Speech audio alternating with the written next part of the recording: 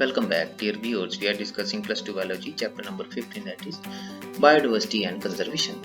In today's video we will discuss about the ex situ conservation strategies. अपने पिछले video में हमने इन situ conservation strategies के बारे में चर्चा की थी, तो आज के वीडियो में हम करेंगे ex situ conservation strategies. So they are conservation strategies in which the endangered or threatened species means ऐसी species होती हैं species facing high risk of extinction in the wild in the near future. Near future में ऐसी species जो हैं जिनको extinct होने का खतरा है उनको हम थ्रेटन्ड स्पीसीज कहते हैं। They are reared and preserved outside their natural habitats in homes, botanical gardens, zoological parks, aquaria, seed gene bank and prize preservation.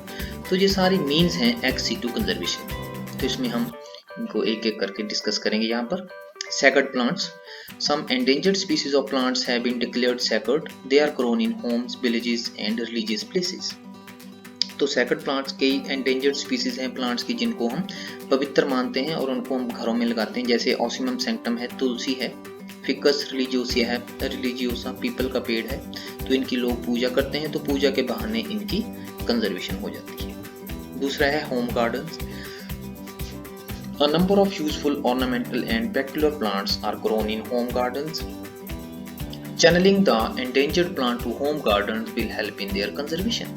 तो जो endangered plants हैं उनको home garden में लगाकर हम उनकी एक तरह से conservation करते हैं। जैसे Aloe barbadense, Thymus vulgaris ऐसे हैं। उसके बाद है off-site collections. They are live collections of biological diversity in botanical gardens, arboreta and zoos. Arboreta are botanical gardens having only specific trees and shrubs. Currently, there are over 1500 botanical gardens and arboreta in the world, having some 80,000 live species. There are over 800 professionally managed zoos, zoological parks, and wildlife safari parks with more than 300 species of mammals, birds, reptiles, and amphibians. So there is a regular exchange of animals among us different zoos. तो जो अलग अलग juice हैं उनमें animal का regular exchange किया जाता है ताकि उनको जो एंडेंजर्ड स्पीसीज है उनको जीवित रखा जा सके। So this helps in keeping alive many of the endangered species. Juice also have facilities for captive breeding. वहाँ पर उनकी ब्रीडिंग भी करवाई जाती है। Captive breeding helps in meeting requirements of different zoos as well as restoration of critically endangered species. तो जो critically endangered species है उनको restore करने में captive breeding बहुत ज़्यादा सहायता करती है। Because of it, some animals which have become extinct in the wild continue to be maintained in the zoological parks. Large aquaria are maintained to similarly rear and breed endangered aquatic animals. Plants and animals thus multiplied in off-site collections are first acclimatized and then released into wild to restore degraded land, reintroduce species in the wild and restock depleted populations. तो off-site collection में जितने भी plant और animal जो हैं वो जिनकी multiplication की जाती है इनको पहले एक्लिमेटाइज किया जाता है। एक्लिमेटाइज का मतलब इनको जैसे आर्टिफिशियल मीडियम में हमने किसी चीज प्लांट को ग्रो किया है तो सबसे पहले हम उसको नेचर में शिफ्ट करेंगे ताकि वो नेचुरल कंडीशन में ग्रो कर सके। इस प्रोसेस को बोलते हैं acclimatisation.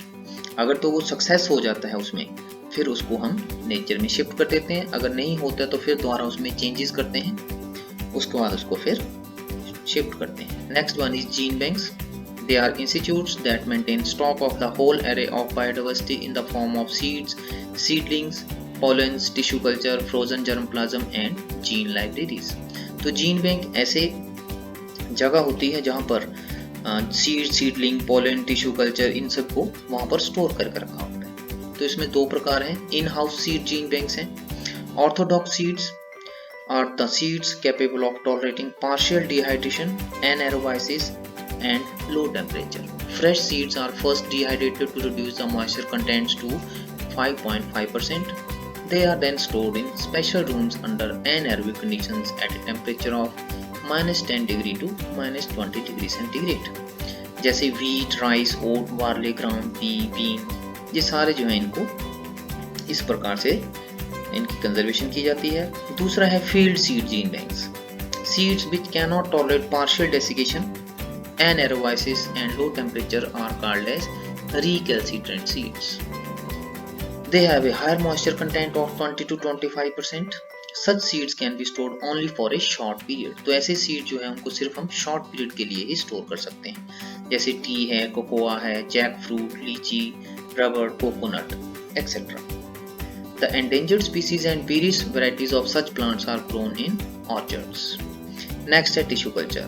It is an in vitro technique of growing cells, tissues and organs on artificial medium under controlled aseptic conditions. तो टिश्यू कल्चर एक ऐसी टेक्निक है जिसमें आर्टिफिशियल कंडीशन में हम सेल्स, टिश्यू या ऑर्गन को ग्रो करवाते हैं. The method is highly efficient in multiplication of rare and critically endangered species. Tissue culture technique is helpful in maintaining the whole range of germplasm of all types of plants in a small area from which as many as members of the plants can be raised quickly. तो tissue culture technique एक ऐसी technique होती है जिसमें हम छोटे छोटे parts जो होते हैं प्लांट से, वहां से हम बहुत सारे प्लांट्स जो हैं वो ग्रो करवा सकते हैं. Next one is cryopreservation. It is a mode of in vitro conservation in which gametes, tissues, organs, embryos, seeds, etc. are stored at very low temperature of -196 degree centigrade. तो cryopreservation एक ऐसी विधि है जिसमें बहुत low temperature के ऊपर conservation की जाती है. At this temperature, the living material can be stored indefinitely in compact, low maintenance refrigeration unit. It can be revived as and when required. तो आज की वीडियो में इतना ही. Thank you very much.